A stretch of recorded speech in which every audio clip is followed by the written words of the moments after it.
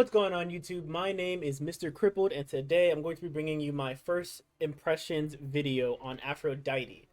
Now, before I get into the video, don't forget to like, comment, and subscribe. And if you'd like to keep up with any future content, I will be leaving a link to my Discord and my Twitch in the description below. Now, Aphrodite is okay. She's not too strong in my opinion, and she's not too weak. I think she fits right well into where Smite 2 is trying to go into. She's definitely more of a support than anything else, but can flex in other roles. But in my opinion, I think her best spots currently are solo and support, simply because that is how her kit works. Um, to me, as far as her early game goes, she's strong but situational. Her early game clear is very slow or very risky. Um, Most of the time, you're going to be grabbing your 3 first, which is her heal ability. It doesn't do too much damage, but mainly what it's there for is to help you with your sustain, even though it's your longest range clear. If you want to clear more effectively, you would need to combo her 3 and her 2. And leveling either one of those abilities when it comes to clearing is completely up to you. I believe leveling the 3 in most situations is probably going to be better. However, now with how her 2 scales, the 2 is going to hit way harder. So if you want more burst and you want healing, then you would level the 2. If you want more healing and sustain, you're probably going to be leveling the 3. And again, in most cases, if you're going to be a support, you're going to level the 3 first. She can DPS in mid. There's definitely a reason to build her for full damage. In my opinion, just like in Smite 1, she loses way too much in her kit if you decide to go full DPS. Especially based off of her passive, you don't know what it... not her passive, but her 1. If you don't know what it does, whoever you're linked to basically gets 50% of your overall mana regeneration and then 10% of your overall protections. So if you really want to be useful for the team, it'll be good for you to have at least 2-3 cards of some type of hybrid protection item, probably like a prophetic cloak, maybe a gauntlet of thieves or something along those lines, just so you can help keep your team alive. Also, building her full DPS, yeah, while she may have some early game safety with her ultimate and being able to build beads still on top of that, she's still relatively squishy. And if you don't build Rival Slapish, you're with how strong anti-heal cards are right now, you're just gonna get eaten alive, and there's really not a point to just be full DPS on her.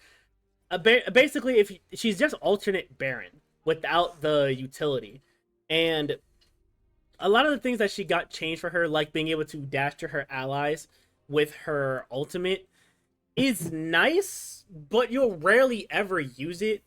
It does give you some nice space, but if you're the tank, you're going to be frontlining anyway, and if you're the full-on DPS, by the time you had the chance to use the ultimate to kind of escape if you need to or get closer to your tank, you're already probably too deep into the team fight anyway, or they're going to burst you down before you even have a chance to ult anyway. So the change is negligible. It's nice, but you're really not going to be using it too much. The other thing that I want to talk about is they tried to make a change to where if you use your 1, it can go through enemies and stun enemies and still connect to your allies. I have yet to have that happen, and I've done my best to line it up. So I don't know if it's a glitch, if they haven't really implemented it yet, or someone else has been successful and I'm doing it improperly. But so far, it seems pretty inconsistent, and in all honesty, you're really not going to be using that too much anyway, because you want to be pre-linked to somebody anyway, and by the time you get to somebody to attach to them, trying to save them, you're probably already going to be ulting. They're going to be damn near dead. You're going to be trying to heal them, and it's just, there's too much chaos to be going around for you to be able to focus on one person. And that's another issue that she does have. Even though her own self-sustain is great, her team supporting is kind of lackluster. First and foremost, she can really only stun one person. Yeah, she has a pushback, but the pushback puts her in danger. So again, if you build full DPS, it's not really going to be doing much for you. And then on top of that, as a healer, the fact that she can only really heal one person at a time is kind of detrimental to her, especially when you have characters like Baron running around who can just full heal the entire team or just hitting one part of his kit. Aphrodite can't do that. And on top of that, while the ult is great for making you and one other person CC immune, and that can change at some team fights, I'm not going to sit here and pretend that it doesn't.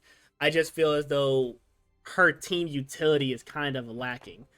Basically, if you want Aphrodite to do the most, you have to have a team built around her. She's not really a spot that you can, or she's not really a god that you can just pick, and then the entire team will be fine no matter who they pick. And they need to build around her. Um, I also think that um, she is still fairly easy for a god as well.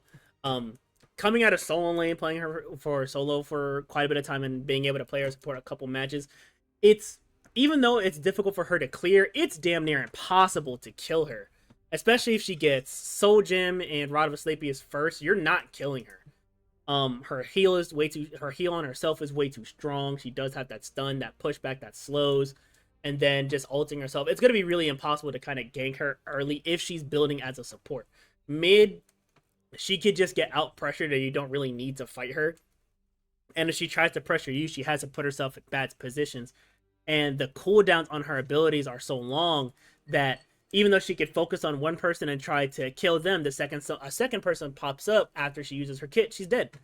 And even building a bunch of CDR with Chronos Pendant, Soul Gem, Prophetic Cloak, Genji's, and a Glad Shield, her cooldowns are still so long that it feels as though if you miss any part of her kit, even though she's easy, she's not really going to be all that useful afterwards. So overall, I definitely still think she's fairly strong. I think her best roles are going to be support or solo, just because of how her passives work. Her game plan is relatively easy. You just go up, stun, throw your 3, throw your 2. And then the team or the solo buff that she gives one of her DPSs or even her tank, after being attached to them, is still very nice on top of that. Making it to where now tanks can do damage or the DPSs are now slightly tankier. But a lot of cons for her. She's still lacking as a full-on DPS. She still only has a single heal, and her early game clear is bad to mediocre comparatively to characters like Zeus, Kukulkan, and all of them. And the overall changes with Smite 2 are pretty much meh, but still need a little bit more time to get any final impressions on the character. But so far, she's just okay. Let me know what you think about her in the comment section below. Thank y'all for watching, and y'all take care.